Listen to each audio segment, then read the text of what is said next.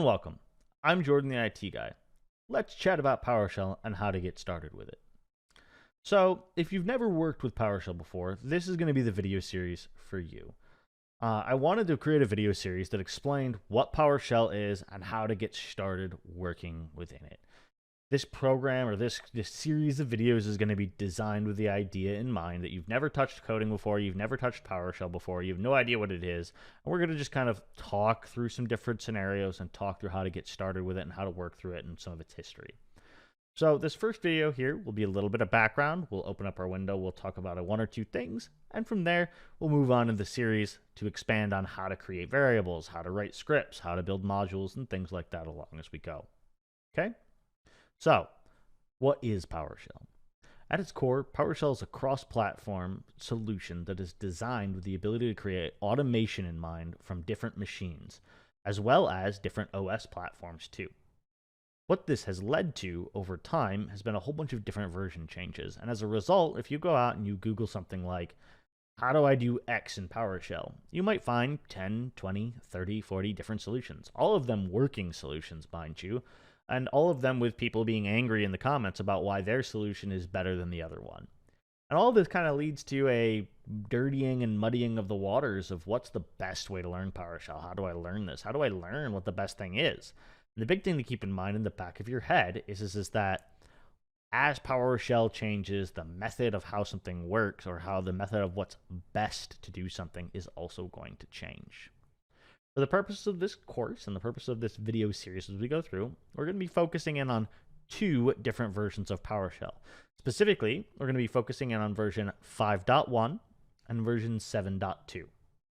5.1 is one of the things we're going to spend the most time on because it currently today is shipped with pretty much every single version of Windows there is. If it's Windows 10, it has PowerShell 5.1 on it.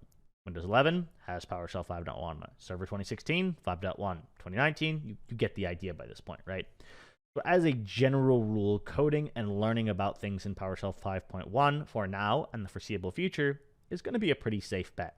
And most of the things, with some exceptions, that work in 5.1 are going to work in 7.2. There are specific scenarios for my PowerShell diehard fans out there where 7.2 is absolutely the better product and the better choice or the better language to structure things around because of certain efficiency gains. Okay? All right. Now, short of just some guy on the internet telling you a whole bunch of information, what's this useful for? Well, how can we start by figuring out what version of PowerShell we're running? That seems like a good place to start, right? After all, I told you that you're probably running PowerShell 5.1. How do you prove it? How do you figure it out? Let's take a look. All right.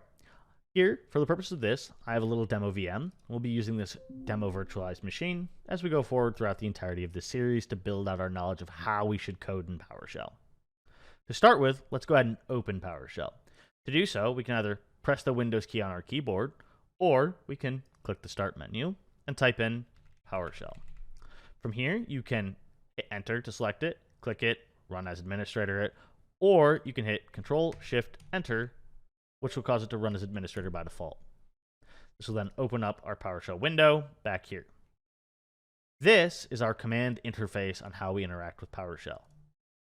If we type in something very simple, like ps version table, this will give us a table of the PowerShell versions. We'll talk more about what this is later. This name and value thing matter, and we'll talk more about them later on in the series. But for now, just know that we have a PS version of 5.1. It's Edition Desktop, and it has compatible versions behind it. Next time, we'll be jumping into what exactly this green text here is, this $sign is, and all that. It's this magic thing called variables, and how we can use them, what types of variables there are, as well as what different types and interactions we might want to do based on if it's something we created, or if it's something that just exists behind the scenes, and how to find those. Thank you, I hope you enjoyed this, and have a wonderful rest of your day.